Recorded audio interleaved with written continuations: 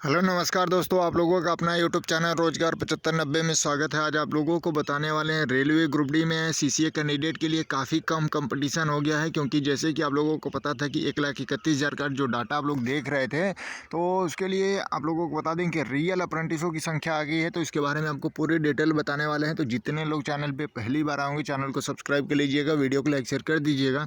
तो जैसे कि आप लोग यहाँ पे देख पा रहे होंगे, रेलवे ग्रुप डी भर्ती 2025 से आरटीआई ने किया बड़ा खुलासा। सीसीए टोटल रियल डाटा, और ये आपके लिए अच्छा मौका है। अगर अभी नहीं कर सिलेक्शन ले पाए तो फिर कभी नहीं, क्योंकि मैटर ये है कि अगली बार वैकेंसी भी कम होगी और अप्रेंटिसों की संख्या बढ़ेगी। तो इस वजह से आपके लिए ये बहुत बेहतरीन मौका है। और काफ़ी अप्रेंटिसों में कन्फ्यूजन बनी हुई थी कि रियल अप्रेंटिसों की संख्या क्या है, क्योंकि 1,31,000 तो नहीं है। और 1,31,000 के हिसाब से जो पर सीट पे कंपटीशन आप लोगों को देखने को मिल रहा था कि कहीं 14 लोगों का कंपटीशन है, कहीं 30-36 लोगों का, जैसे चेन्नई में कंपटीशन है। इस तरीके से आप लोग देख देख के काफ़ी परेशान थे कि हमारे जोन में तो इतना कंपटीशन है, आप जोन भी नहीं चेंज कर सकते। तो बिल्कुल आप लोगों को परेशान नहीं होना है, आपको रियल अप्रेंटिसों की संख्या आ गई है आरटीआई के रिप्लाई से। तो आरटीआई का आपको पता होगा कि आरटीआई जो भी डाटा देता है तो बिल्कुल एग्जैक्ट देता है। तो इस वजह से आपको आरटीआई के रिप्लाई के माध्यम से हम पूरी जानकारी देने वाले हैं कि रियल अप्रेंटिसों की संख्या क्या है। तो आइए आपको आरटीआई का रिप्लाई दिखाते हैं। और ये लेटेस्ट आरटीआई आया है।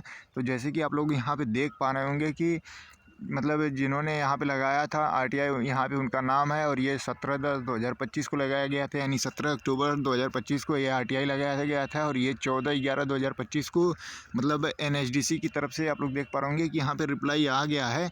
तो आपको बता दें कि देखिए, आरटीआई जिन्होंने लगाया था उनको तो पहले बहुत बहुत शुक्रिया, बहुत बहुत धन्यवाद कि उन्होंने कम से कम आपके लिए काफ़ी हेल्पफुल काम किया, क्योंकि काफ़ी कैंडिडेट परेशान है जो लोग ग्रुप डी में फॉर्म भरे हैं, अप्रेंटिस कैंडिडेट हैं।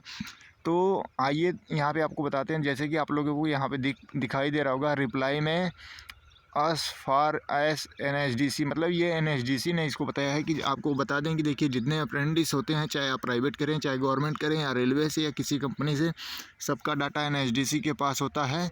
तो उन्होंने क्या बताया, तो जैसे इन्होंने जो यहाँ पे क्वेश्चन पूछा था अप्रेंटिसों की रियल संख्या, जो लोग रेलवे से अप्रेंटिस किया उनकी संख्या इन्होंने पूछा था। तो यहाँ पे आप लोग देख पाएंगे पॉइंट 1 में केवल और केवल बताया गया है कि 38,475 कैंडिडेट हैव कंप्लीटेड। मतलब इन्होंने बताया रखा है कि देखिए, जो रियल अप्रेंटिस हैं, जो लोग रेलवे से यहाँ पे कंप्लीट किए हैं इंडियन रेलवे से, तो उनकी संख्या 38,475 ही बताई जा रही है कि जो मतलब अप्रेंटिस हैं रियल। तो देखिए, अगर आप लोगों को बता दें कि ये कब से कब का डाटा है इसमें बताया गया, वो भी आप लोग देख लीजिए। तो यहाँ पे देखिए, 1 अप्रैल 2018 से लेके 31 दिसंबर 2024 तक का ये डाटा है। तो आप लोगों को बता दें कि फॉर्म जो ग्रुप डी में भरे हैं वो 28 फरवरी 2025 तक जिनका कंप्लीट हुआ है, यानी 2 महीने में जो लोगों का कंप्लीट हुआ होगा उनका डाटा इसमें ऐड नहीं है। जैसे जिनका फॉर्म मतलब जो जनवरी में अप्रेंटिस कंप्लीट किए होंगे और जो फरवरी में कंप्लीट किए होंगे 28 फरवरी के पहले, तो उनका डाटा इसमें मतलब ऐड नहीं है। 2 महीने का डाटा इसमें नहीं है। बाकी इन्होंने 1 अप्रैल 2018 से लेके 31 दिसंबर 2024 तक का डाटा दे दिया। लेकिन फिर भी ये 38,475 डाटा है। अगर मान लीजिए 2 महीने में 4,000 लोगों ने भी अप्रेंटिस किया होगा, तो 38,4, आपको पता होगा कि 42,000 लगभग मान के चलिए कि अप्रेंटिस यार हैं। तो 42,000 अगर अप्रेंटिस है, तो फिर 1,31,000 को जो डाटा आया है, तो उसके हिसाब से तो आप लोग मान के चलिए कि 30% रियल अप्रेंटिस हैं। बाकी 70% ऐसे अप्रेंटिस हैं जो लोग किसी प्राइवेट लिमिटेड कंपनी से अप्रेंटिस करके आए हैं और ग्रुप डी में सीसीए का मतलब जो कॉलम है उसमें अपना लिख दिया है कि हाँ हम भी अप्रेंटिस हैं। तो उनकी भी संख्या इसमें काउंट हो गई है, जिसकी वजह से जो लोग रेलवे से अप्रेंटिस किए हैं काफ़ी परेशान है पर सीट पे कंपटीशन देख के। तो उनको बिल्कुल परेशान नहीं होना है। आप लोगों को बता दें कि देखिए, रोजगार 7590 आपको जो भी छोटी बड़ी अपडेट आती रहती है, सारी अपडेट आपको प्रोवाइड कराता है। और आप लोगों को आईटीआई से रिलेटेड, अप्रेंटिस से रिलेटेड, रेलवे से रिलेटेड कोई भी अपडेट आती है तो हम लोग पूरी बारीकी से आप लोगों को बताने की कोशिश करते हैं, क्योंकि जितने आपके डाउट होंगे, आपकी डाउट होता है तो आप लोगों का पढ़ाई में मन नहीं लगता है। इस तरीके से डर बना होता है कि पर सीट पे इतना कंपटीशन है, अब की बार सिलेक्शन होगा या नहीं होगा। तो इस वजह से हमने आपके लिए डाटा इकट्ठा करके आपको एक एक अपडेट प्रोवाइड कराते हैं। तो आप लोग भी चैनल को सब्सक्राइब कर दिया करिए, वीडियो को लाइक शेयर कर दिया करिए। तो ये आपकी जो रियल अप्रेंटिस की संख्या बताई जा रही है आरटीआई के माध्यम से एनएचडीसी ने रिप्लाई दिया है, और आप लोग इसको खुद जाके ऑफिशियली चेक कर सकते हैं। अभी हम आपको ग्रुप में भी ऑफिशियल आरटीआई प्रोवाइड करा देंगे। और एनएचडीसी का ये डाटा है, ये मतलब देखिए यहाँ पे 1 अप्रैल से लेके 2018 से लेके मतलब देखिए 1 अप्रैल 2018 से लेके 31 दिसंबर 2024 तक अगर इतने अप्रेंटिस हैं तो आप लोगों को बिल्कुल परेशान नहीं होना है। आप किसी भी जोन से फॉर्म भरे हैं, अप्रेंटिस कैंडिडेट हैं, चाहे आप चेन्नई से ही क्यों ना भरे हों, अगर मान लीजिए जब ये 70% अगर मतलब नॉन सीसीए हैं, अगर ये लोग बाहर हो जाएंगे 70%, तो फिर आपके लिए कंपटीशन नाम मात्र का बचेगा। तो आप लोग अच्छे से तैयारी करिए। अब की बार आखिरी मान के चलिए कि आपका आखिरी ये वैकेंसी आप लोग इस वजह से तैयारी कर रहे हैं, ठीक है। अगर आप लोग ये सोचेंगे कि चलिए अब की बार नहीं तो अगली बार सिलेक्शन हो जाएगा, तो इस तरीके से आपको काफ़ी दिक्कत होगी। आप लोग लापरवाही करेंगे और एग्ज़ाम में काफ़ी समय नहीं बचा है, काफ़ी जल्द एग्ज़ाम होने वाला है। तो जितने भी साथी ग्रुप डी का फॉर्म भरे हैं, अप्रेंटिस कैंडिडेट हैं, तो उनको पर सीट पे कंपटीशन भी काफ़ी कम है।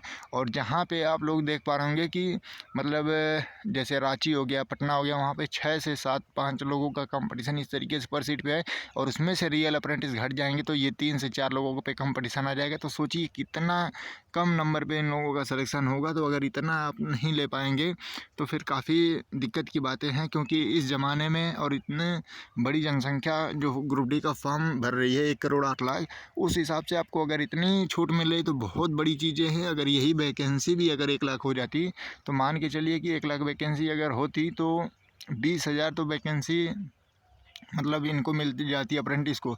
और इनकी संख्या 38,000 यहाँ बताई जा रही है। हम लोग 40 नहीं 45 मान लेते हैं, 60 मान लेते हैं, तो भी 60 मतलब हर 3 बच्चों में 1 लोगों का सिलेक्शन हो जाता है, तो और भी बेहतरीन होता है। इस वजह से हम लोग पूरी कोशिश कर रहे थे कि ग्रुप डी की वैकेंसी बढ़ जाए जल्द से जल्द और सभी अप्रेंटिसों का इस तरीके से समायोजन हो जाए।